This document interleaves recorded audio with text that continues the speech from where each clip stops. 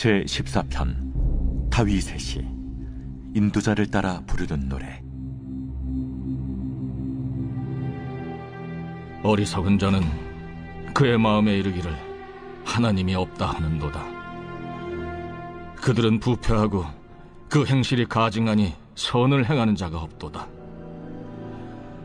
여호와께서 하늘에서 인생을 굽어 살피사 지각이 있어 하나님을 찾는 자가 있는가 보려 하신즉 다 치우쳐 함께 더러운 자가 되고 선을 행하는 자가 없으니 하나도 없도다.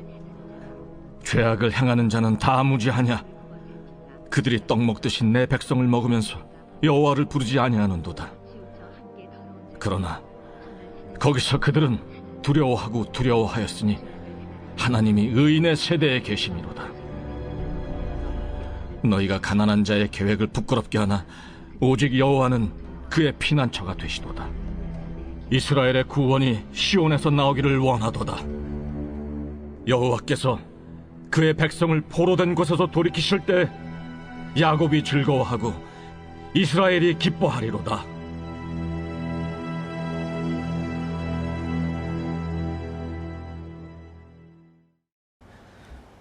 새날이 밝았습니다. 오늘 우리에게 주시는 하나님 말씀은 시편 14편 말씀입니다. 제목은 어리석은 인생입니다. 시편 14편은 시편 53편과 똑같은 내용을 반복하고 있습니다. 이렇게 성경에서 반복해서 적은 이유가 무엇일까요? 그것은 중요하기 때문이다 하는 것입니다. 21세기에 가장 유명한 설교자였던 스펄전이 수필은 반복할 수 없다. 그러나 설교는 반복할 수 있다. 이렇게 그는 주장했습니다. 왜냐하면 반복은 메시지의 요점을 명확하게 드러내기 때문입니다. 우리는 좋아하는 음악이 있다면 여러 번 듣지요. 아니 여러 번이 아니라 수십 번, 수백 번도 듣지요. 그래서 그 음악이 완전히 나와 하나가 되도록 만들 때가 많이 있습니다. 그것처럼 내가 좋아하는 말씀이라면, 내가 좋아하는 설교라면, 나에게 또 꼭 필요한 설교라면 여러 번 반복해서 듣기를 추천드립니다.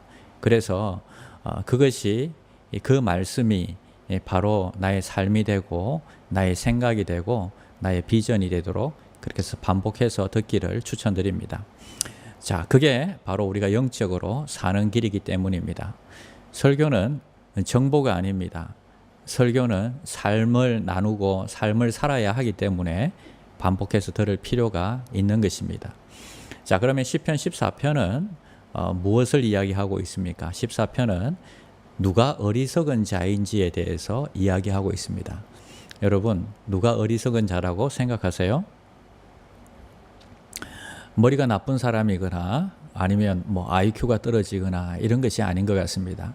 어리석은 자에 대해서 성경은 명확하게 이야기하고 있습니다. 성경은 하나님이 없다고 하는 인생이 어리석은 자라고 말하고 있습니다. 근본을 부정하는 것이죠. 그래서 인간이 자유하게 된다. 하나님으로부터, 신으로부터 속박받기 싫다 하는 것이 바로 인생들의 주장인 것입니다. 그러나 여러분, 연에게 연줄이 없으면 자유할 것 같죠? 그러나 자유가 아니라 연줄이 끊어지는 순간부터 연은 그 순간 땅으로 떨어지게 되는 것입니다. 기차가 레일이 없으면 자유로울 것 같죠? 그러나 여러분, 레일을 벗어나는 순간 돌이킬 수 없는 엄청난 사고가 일어나게 되는 것입니다. 우리는 하나님이 없으면 좋겠다, 간섭하는 하나님이 없으면 좋겠다 이렇게 말하지만 내 마음대로 산다고 해서 그게 자유는 아니지요. 그리고 우리가 생각하기를 하나님이 없으면 우리가 훨씬 더 자유하겠다 생각하지만 전혀 그렇지 않다는 것입니다.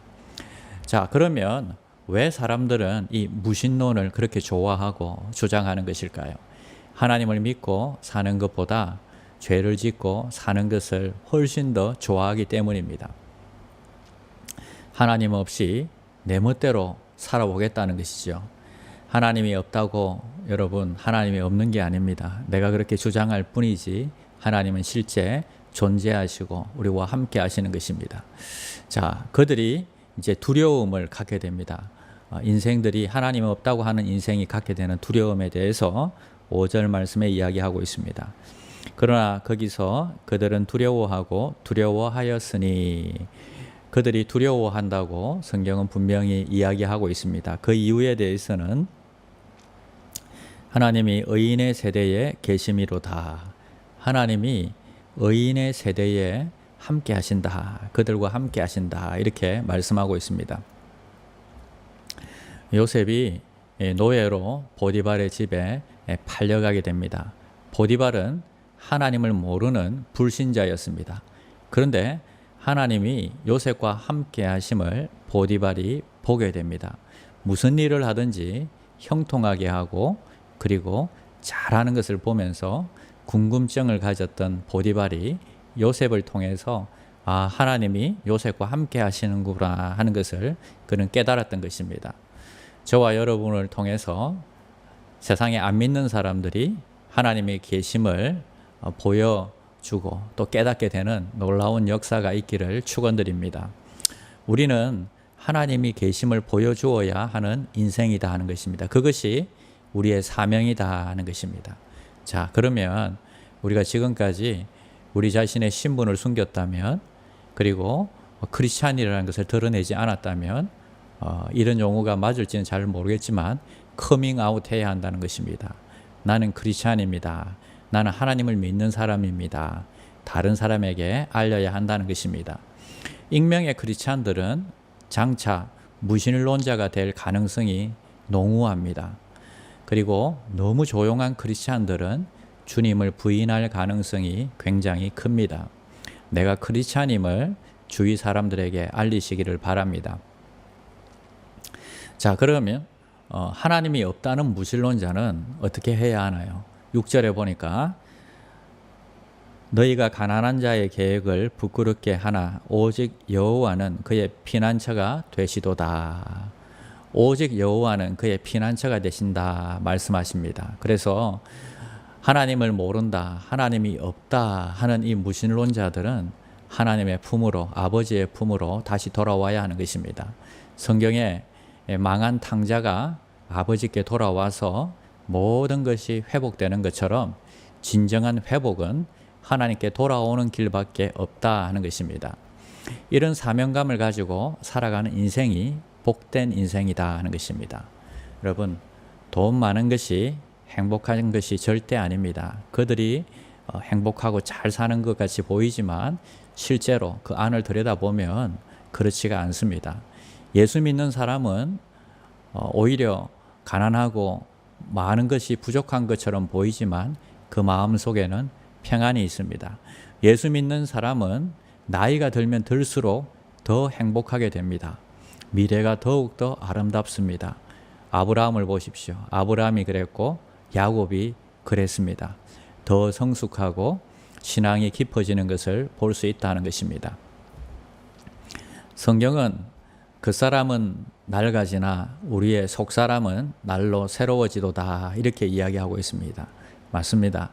우리가 점점 나이가 들고 우리의 육체의 기력은 약해지지만 우리의 속사람은 점점 하나님으로 인해서 더 새로워지고 더 성숙해지고 있다 하는 것입니다. 그래서 여러분 낙심하지 마시기 바랍니다. 오늘도 주님의 은혜가 함께 하시기를 축원드립니다.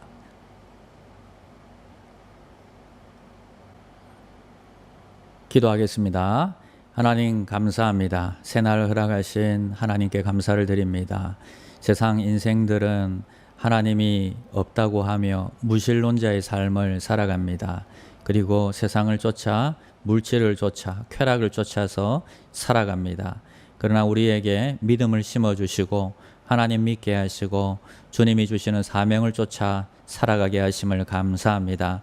오늘 우리의 삶을 축복해 주시고 우리의 삶을 통해서 하나님 영광 받아 주시옵소서. 특별히 나이가 더 들수록 하나님을 더 깊이 알게 하시고 하나님께서 부어주시는 사랑을 더 많이 경험할 수 있도록 축복하여 주시옵소서. 우리를 통해서 세상 사람들이 하나님이 계심을 인정하고 돌아올 수 있는 삶을 살게 하여 주시옵소서. 오늘 우리의 삶을 지키시고 인도하실 하나님을 찬양합니다. 예수님의 이름으로 기도드립니다. 아멘. 자유롭게 기도하시겠습니다.